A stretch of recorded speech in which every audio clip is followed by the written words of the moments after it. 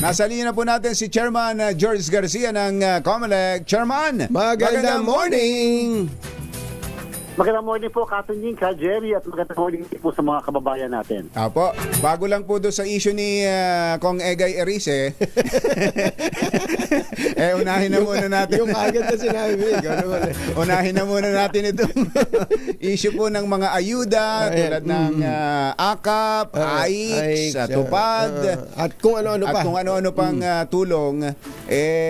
Alam natin na itong mga ganito ay natitigil pag panahon ng eleksyon, pero ngayon pa lang may sinasabi na ho si Secretary Gatchalian na kung maaari ay i-exempt daw po sa election ban yung AKAP. Yung AKAP mismo. Yung AKAP mismo, Chairman.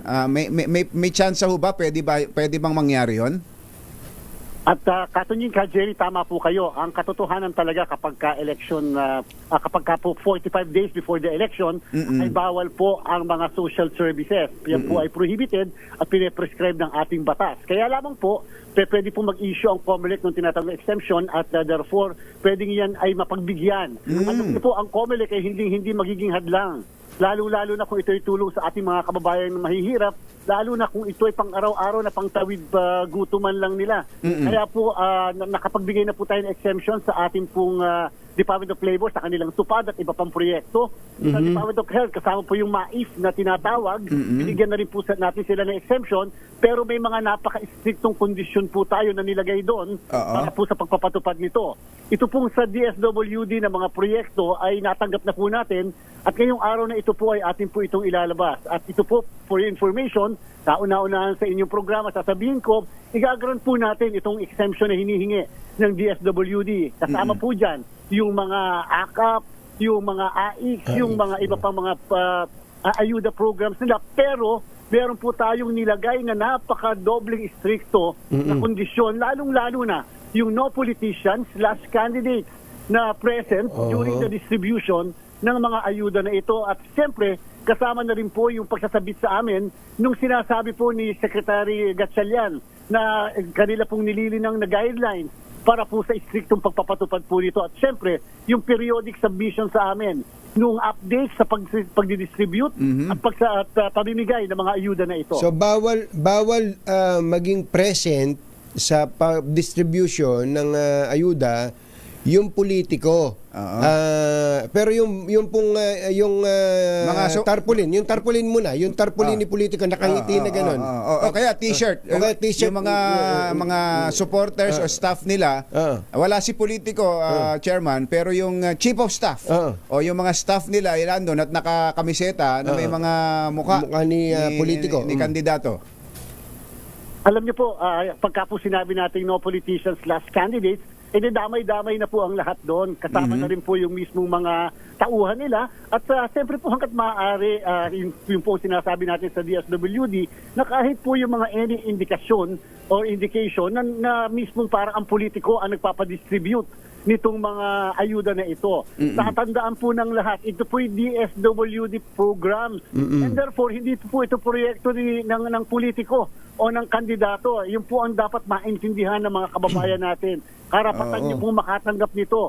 At ito po yung hindi dapat pinipili ng kahit na sinong politiko. Ito po yung nakabase sa guidelines, criteria ng pagpili na mismo ang DSWD ang namimili po. At naniniwala po tayo sa Jerry at Katunying na ito pong mga social workers natin, mga professionals po yan, military po ang mga yan. Magagaling. Tama po. Hindi nila pababayaan na sila mismo ay matugisa magamit. At makasuhan dahil lamang sa magamit para lang po sa interes ng iilan. Opo. Bukod ho doon sa kondisyon ninyong yon, Chairman, sa walang politiko, walang mga tauhan nila at walang muka, ano pa ho ang kasama doon para lang maituloy itong mga tulong na ito kahit panahon ng eleksyon? Siyempre po, nag-commit po ang ating kagalang-galang kalihim Rex Gatchalian na meron po silang dinadraft na guidelines. Kasama po ang ating Department of Labor at sinabi po nila, kasama po rin yan yung no politician candidate na yan sa mismong guidelines nila. Gusto po natin makita kung paano nila talaga strictly ipapatupad yan upang makumbinsi naman tayo dahil alam niyo po, naniniwala po tayo na yung kanila pong pinadala sa atin na request for exemption ay pasimula pa lamang at may mga susunod pa dyan.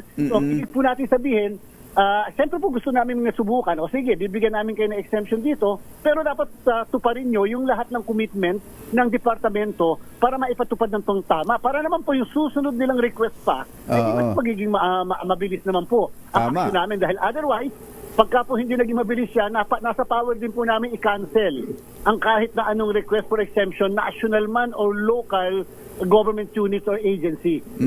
So lahat na po ito, Chairman, sabi nyo, nabigyan nyo na ng exemption yung Si Tupad, oo. tsaka yung DOH, MAIX ng DOH. Ito na lang DSWD ang isusunod nyo ngayon. Today. Opo, ito po, araw na ito ay i-release na po natin. Ayaw po nating mahinto yung tulong sa ating mga Opo. kababayan. Basta po ito lang po ang ating nililiwanag sa mga kababayan natin. Huwag po kayong mag-alala. Darating po ang tulong sa inyo. Pero sana po, narinig nyo naman po yung sinabi ko, sana po ma-insist natin doon sa mga magdi-distribute yung pong pinagbilin ko na walang politiko during the distribution. Ito po ba'y hanggang sa mismong araw ng eleksyon pwedeng gawin, Chairman? Yung pong Expo, may inisyu po tayong resolution na katunying ka, Jerry. Bawal na bawal po 10 days before the election. Okay. Absolutely prohibited po ang AIX. AIX 10 Okay. days before the election. Election. Alam niyo po kasi itong AKAP ay bagong bagong programa po ito. And therefore, wala pa po tayong disposisyon tungkol sa bagay na ito. But in the meantime, again, pagka po nagsimula na itong election period sa 12 ng Enero at nagsimula ang campaign period naman sa February 11 sa national at March 28 sa local, ay magtutuloy-tuloy naman po ang mga programang yan. Kahit po yung mga scholarship sa mga estudyante natin at yung mga tulong pinansyal sa ating po mga operators ng driver, yung mga jeepney drivers, etc. Lahat po yan magtutuloy-tuloy. Huwag po mag-alala ang lahat. Mabalik lang po ako dun sa distribution ng ayuda. Halimbawa po, kahit may guidelines na at nag-commit na sa inyo ang DSWD, dumating pa rin po dun yung politiko. Dumating po dun at siguro wala namang, hindi naman maawat nung katulad ngayon. Sabi ng DSWD, hindi sila naman ang namimigay . Kaya lang, andun yung mga politiko, andun yung congressman, andun yung staff dahil silang tumutulong din sa kanila.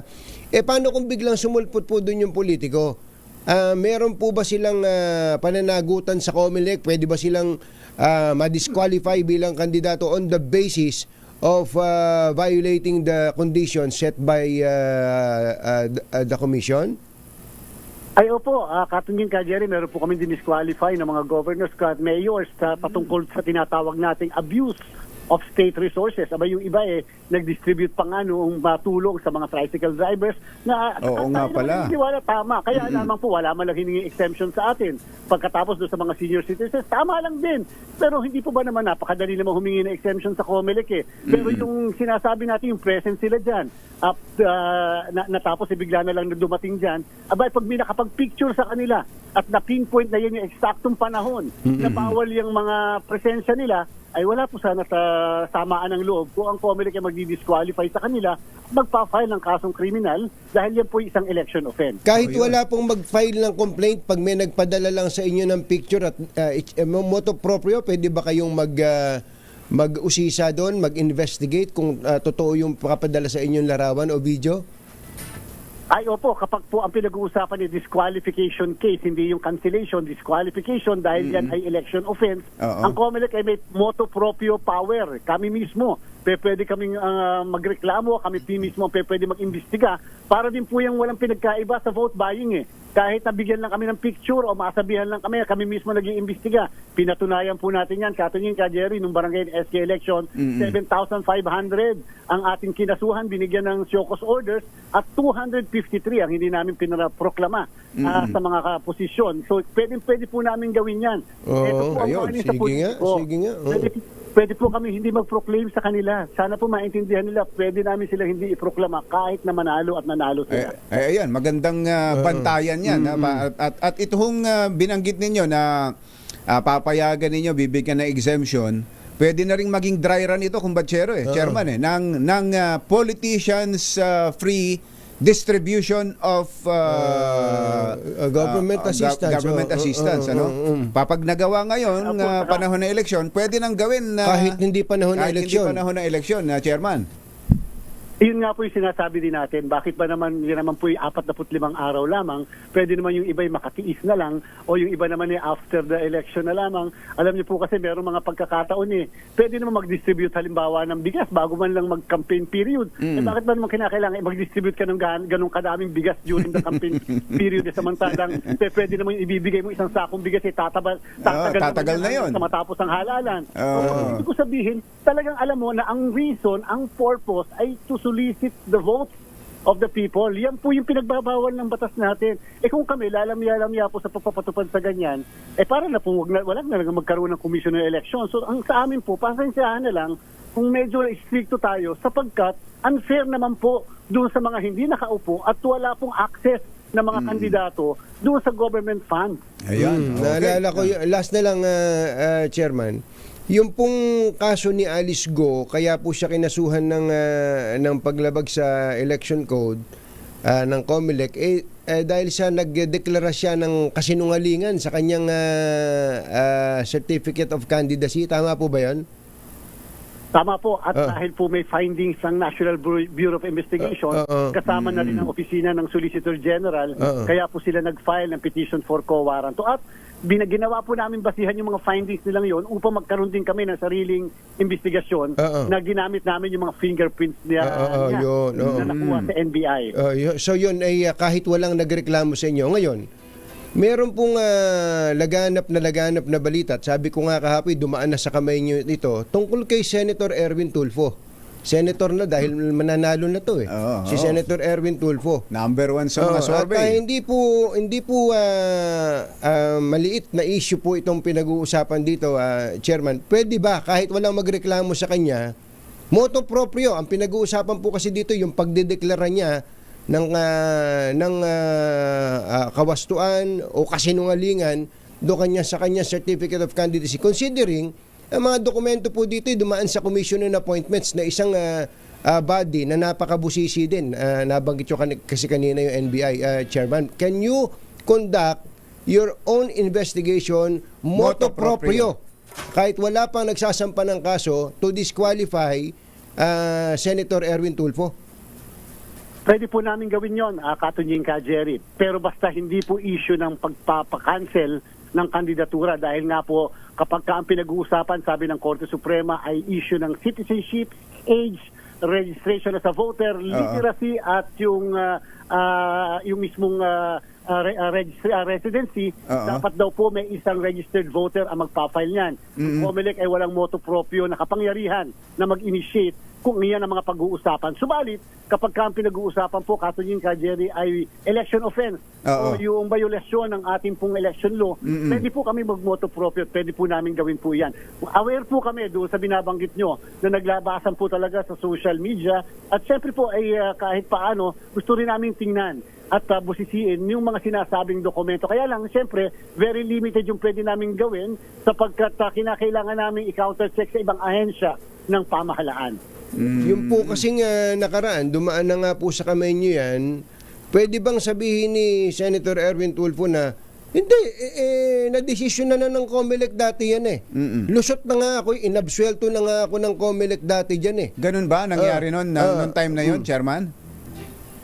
Yung pong issue ng citizenship kasi para sa kaalaman ng lahat, ang tawag po dyan walang res judicata. Yan po ay pwedeng ma-revive, pwedeng alamin every now and then. Maliban na lang kung may final judgment ang Korte Suprema at nag-participate ang Solicitor General. So ibig sabihin po, kung halimbawa ikaw ngayon ay nadeklarang Filipino citizen, pwede pa rin ma-question yan sa mga susunod na panahon sapagkat hanggat walang final na desisyon ang kataas-taasang hukuman sa bagay na yan. So ibig sabihin po, pwede kami mag-inquire pa rin. At the same time, yung kapangyarihan naman po ng COMELEC when it comes to election offense ay technically unlimited. Sapagkat siyempre, pag violation ng election law, kami po ang may absolute jurisdiction dyan. At hindi porket nagkaroon ng initial na ruling, ang tanong doon, ano po ba ang naging initial na disposition ng COMELEC? On technicality ba o on the merits? Kasi kung on technicality lang, edi hindi pa po nadidesisyonan with finality pala ang merito ng isang kaso. Ayun, okay. Mr. Chairman, maraming Thank salamat you. po. Magandang umaga po. Mabuhay po. Magandang umaga. Maraming salamat po. Mabuhay po kayo. Chairman George Garcia ng COMELEC. Kasama ang 2x2